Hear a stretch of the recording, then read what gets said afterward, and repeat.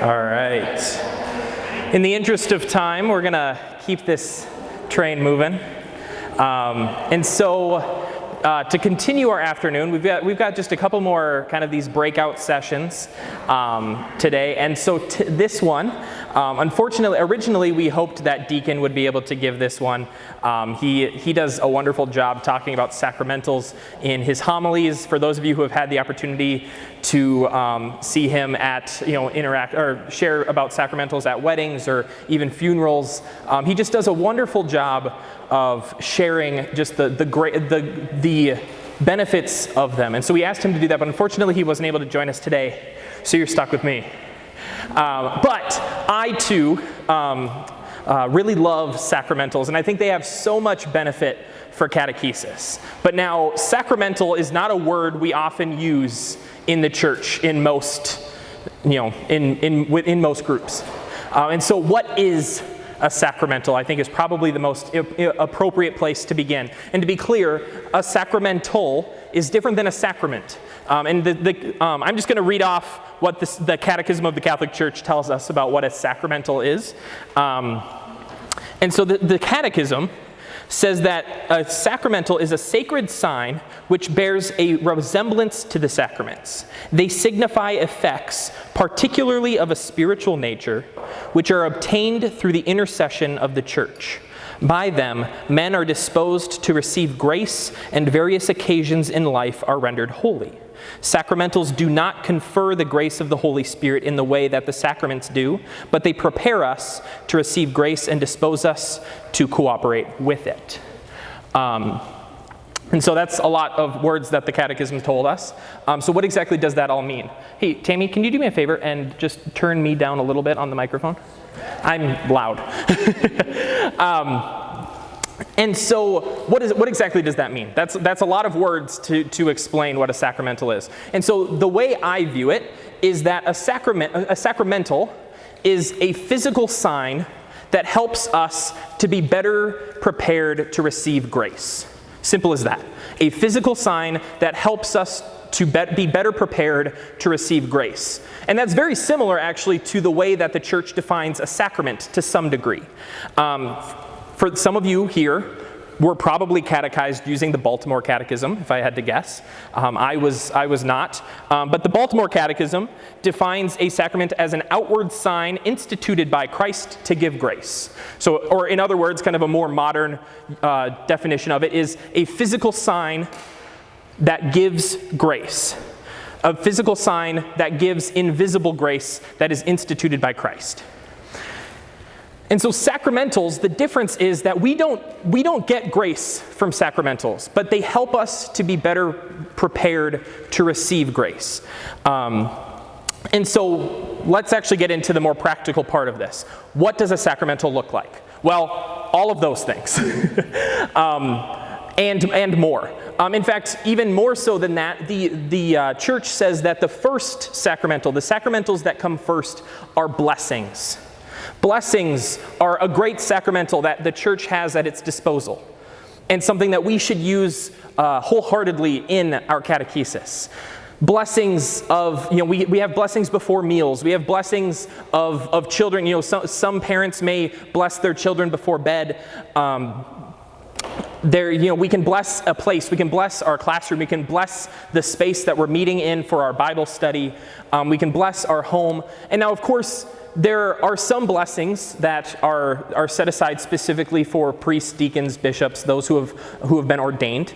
However, the laity, all of us, can participate in blessings, in appropriate blessings. And every blessing consists of two things.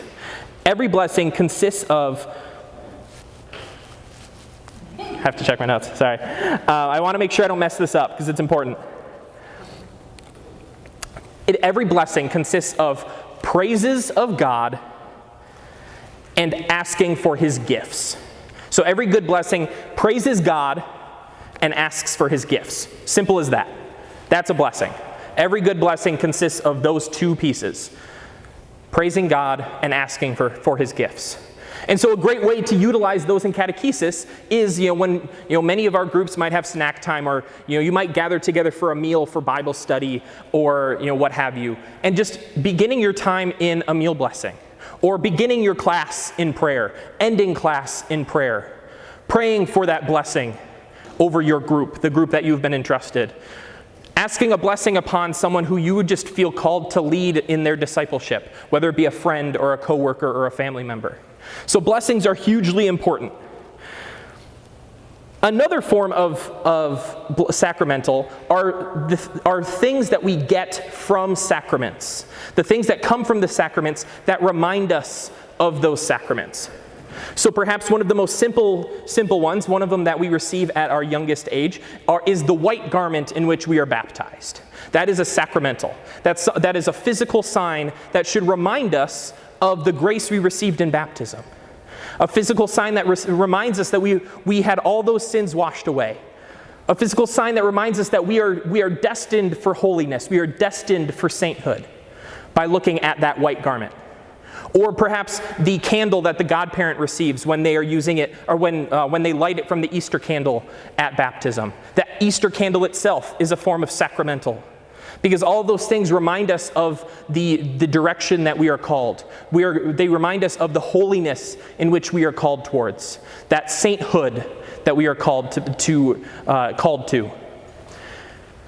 There are other forms of things like that. Those of you who are married are wearing a sacramental. That ring you wear on your finger is a sacramental. It's a reminder of that grace that you have received in the sacrament of matrimony. The same white garment that they use as a reminder of baptism at funerals is a sacramental, a reminder that our time on this earth will end. And so as a result of that baptism, we are going towards that sainthood. There are many different sacramentals that come from the sacraments, and so we can use those to remind young people and older folks of the grace that we receive in sacraments. The grace we receive between, whenever we aren't at the sacrament, to remind us that is the holiness that we are pursuing. And then there's also popular devotions.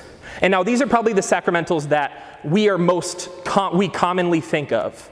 Those are the sacramentals that most significantly are represented up here on this table.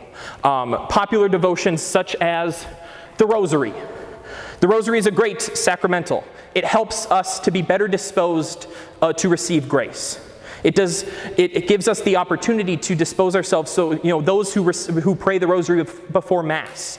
It's a great way to prepare our hearts to receive the grace of the Eucharist. It's a great way to dispose ourselves more greatly towards that grace. Other things like holy images and sacred art. Anything from iconography. This is a icon of Mary. Other things such as just more modern takes on sacred art. I'm not going to move that one because otherwise Maximal and Colby's going to fall. But more modern takes on sacred art. We have imagery of saints, whether in portraits and pictures or of statues like this one. There's holy cards. Holy cards are great resources as well. Even simple things like holy water. Holy water is a great sacramental. Oops. And there are great ways to remind us of those things in our home. Things that you can put by your doorway to remind yourself to bless yourself each day, or something that can remind your children or family members to bless themselves. And then the crucifix, quite possibly the sacramental that we are most familiar with. Many of us probably have a crucifix on the wall in our home. We see a crucifix every time we walk into a church. It raises our eyes to holiness. It reminds us of the journey that we are on, the journey towards sainthood. And there are other ones too that aren't represented here, such as the palms we receive on Palm Sunday, the ashes we receive on Ash Wednesday, Stations of the Cross, Liturgy of the Hours. All of those things are things that help. Sorry? Yeah, saint medals. Maybe you wear a cross or crucifix. Deacon George tells a great story about a lapel pin he used to wear when he was a middle school counselor. I won't steal that story from him, but it's a great story, and it's up on our YouTube channel. So if you want to check that out, it's a soft plug. But he tells a great story about the way he shared his faith with the young people he interacted with as a middle school counselor. And one of the great things that he had was just a simple lapel pin that he used as an example. And so all of those things we can integrate into our lives. And so that's my first practical tip. For us as catechists, if we want to catechize using sacramentals, we first have to be people who use sacramentals. And in order to use them effectively, we have to understand what they are, but also have to understand what they're not. Because I think oftentimes there's a small niche of Catholic culture that more often looks at things like sacramentals as kind of a superstitious, like magical amulet than what sacramentals actually are. And I want to be very clear, and if you walk away with anything today, it is that sacramentals do not do anything that you do not allow them to do. They do not just magically fix your life. You are not magically going to become the perfect disciple because you wear a cross around your neck or because you have a crucifix in your home. It'd be awfully nice if it worked that way, but it doesn't. It'd be so much easier if it worked that way, but it doesn't. Instead, sacramentals require that when we look upon them, when we see them, because of course they are physical for our benefit. We are created both body and spirit. Sacramentals are physical reminders of our holiness, of the direction we're going. But when we look upon them, if we don't take that to heart, if we don't take a moment to allow that to impact us, if we don't allow those sacramentals in whatever way we use them each day to transform our lives, then they will do absolutely nothing, I assure you.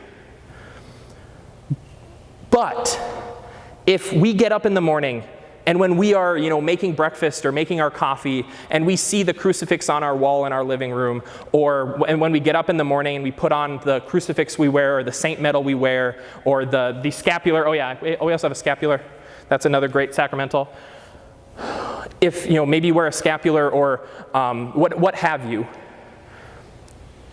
If we allow those things to remind us of where we're headed, if we allow those things to remind us of the disciples that we're called to be, then that's where the impact happens. Because then it starts to slowly transform us. And it transforms us in a way that it's just a small step each and every day, maybe many small steps each and every day, so that when we participate in the sacraments, when we go to confession, or when we receive the Eucharist, that grace has a much greater impact. Does that make sense so far? Okay. Questions so far? Because that was like a really hesitant yes. Okay.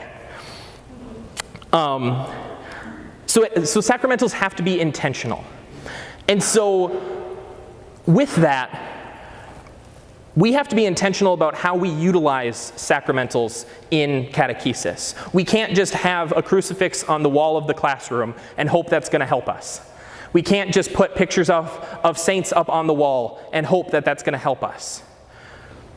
But we can call on those things and use them in appropriate moments to grow in the holiness and help dispose our students, no matter what their age, to better receive grace.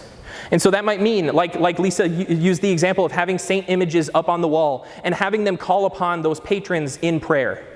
That might mean directly drawing their attention to the crucifix on the wall when you're opening the group in prayer or when you're closing in prayer. That might mean encouraging everyone to bring a rosary to class or providing a rosary for them to pray together.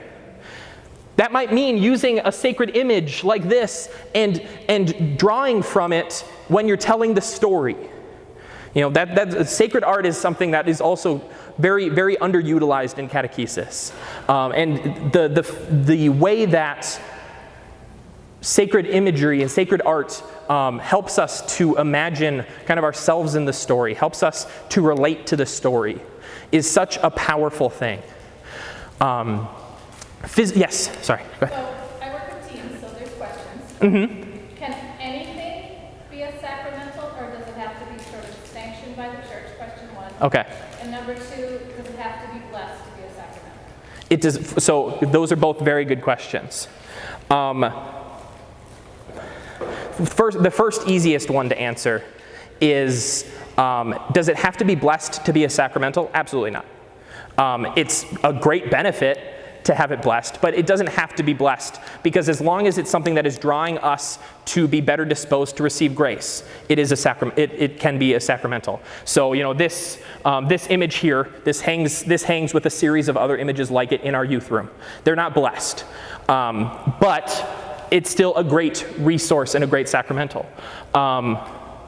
I think everything else up there is blessed, so I can't use that example anymore. But so that's the easy one. Now, can anything be a sacramental? No.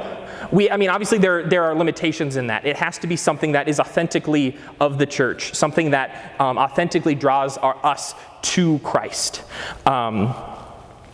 And it has, really the first line of the definition from the Catechism, sacred signs which bear a resemblance to the sacraments. So just because, someone might have a teddy bear that they love greatly, and it might remind them of something in their life that really, makes them strive for holiness, but it maybe doesn't resemble the sacraments in any way. And so I don't know if that would necessarily qualify. Doesn't mean it's a bad thing, but we wouldn't necessarily call it a sacramental. Does that make sense? Wonderful. Other questions? Okay. So just a couple more things on the practicals, and I don't know how I'm doing on time. Okay. I'm going to wrap it up. So a couple of notes of just really practical. Think ahead and bring something with you. When, if you're talking about baptism on a particular day, if you're, whatever age group you're working with, encourage students to bring, their something from their baptism, or bring something from your baptism to draw from as an example. Take a field trip around the church when appropriate. If you're talking about baptism, there's no harm in bringing your group over to the holy water font and saying, hey, this is where it happens, and talking about it from there, a very physical place, a very physical reminder of the grace given in that sacrament. And then also just introduce people to those popular devotions that can help them. Because ultimately, all of us as catechists, it's very uncommon that any one of us is going to be on the faith journey of any single person for the rest of their lives. And so one of the great gifts we can give them, in addition to many other things, is sacramentals that they can draw on for the remainder of their faith life. You might not be there to walk alongside them for the remainder of their time here on earth, but you might be able to be the person who teaches them how to pray the rosary, that they can lean on that prayer for the remainder of their life. Or you can give them, I think it's beautiful. I was just at a wedding recently. I was live streaming a wedding for a friend of mine here at St. Patrick's. And one of the gifts that they give our married couples here is a crucifix to hang in their home. What a beautiful reminder of that third person in that sacrament, that third person who participates in that sacrament of matrimony. And so we can really give those as tools to the people that we are serving as catechists. Does that make sense? Wonderful. Thank you for your time.